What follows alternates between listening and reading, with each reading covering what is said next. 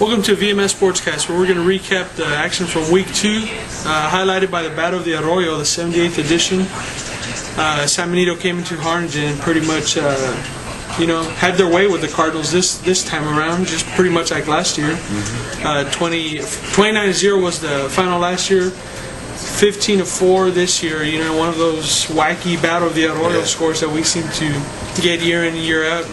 Mando, tell me a little bit about San Benito, how they were able to come in here and take control of the game and get their second win in a row, their third in 4 years.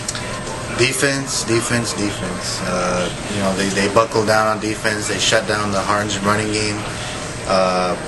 Some of the coaches, I'm sure, were expecting Harlingen to run more, at least try to run more, which they didn't. They went to the pass. Wasn't quite as successful. And then the special teams came up big for San Benito. They had a blocked field goal, blocked punt, and they had two really good pooch punts inside the 10 to back up Harlingen. But, it's just like Mario Peña says, everybody says it, but Mario lives by this, and that's that defense wins championship.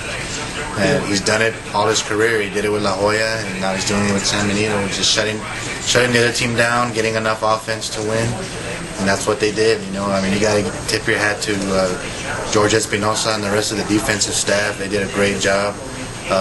Kevin Escobedo was all over the place again. And that secondary was great. Brandon Anderson had an interception. Angel Martinez was great. It was all. To me, that was a story. It was the defense and special teams, the way they came. They made the stops when they had to. They definitely made those stops. Yeah. And the defense pushed them. I'm talking about the Greyhounds. They pushed them to the win. Abel Aguirre got him over the top. Tell me about Abel. He's going to be our player of the week this week. Abel's a great kid. I just finished talking to him, and he felt that he had to take the game into his own hands. There was some design runs for him. Some other times the play broke down and he tucked and ran. And he had 220 yards, a touchdown, and I think a big stat that doesn't go in the box score is the leadership he had. Definitely. Those kids, they followed him. Abel took this game by the throat, literally. And along with that defense and special teams, that's what won the Battle of the Arroyo for him. But Abel's a great athlete. He can run, he can throw.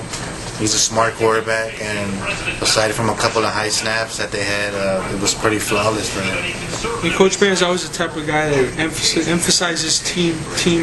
Absolutely. The team, and it was a team effort, by all means. But Abel had a big role in that win, and he impressed me in the fact that he was never rattled. He never, even with the two high snaps.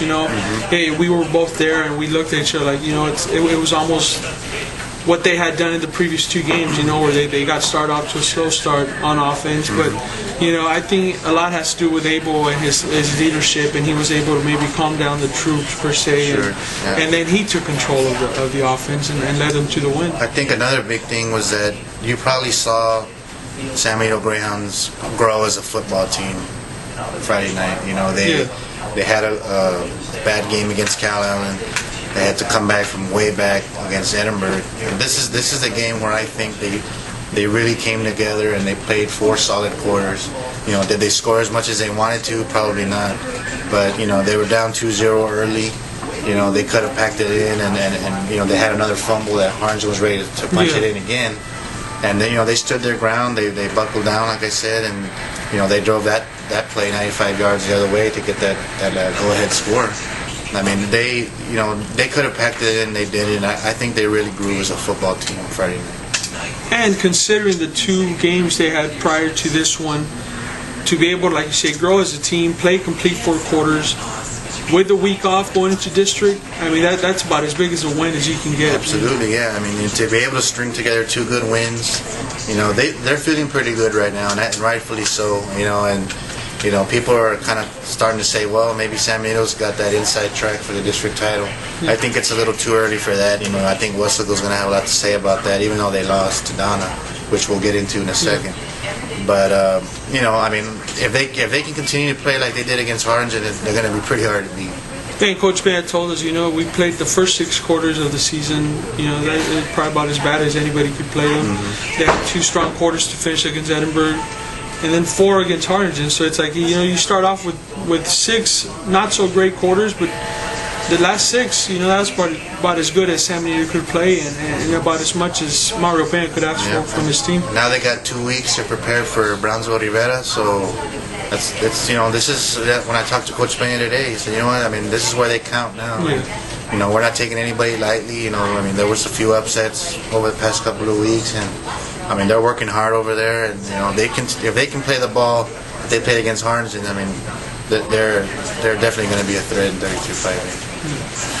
Talk about the Cardinals. They just seems like they weren't able to get things going against that defense. Yeah, well, people have been asking me all week, and what happened to the Cardinals? Is Harlingen that bad? Well, honestly, they're not that bad. I don't think they're bad. There's not much to say about Harlingen right now, except that they just blew it.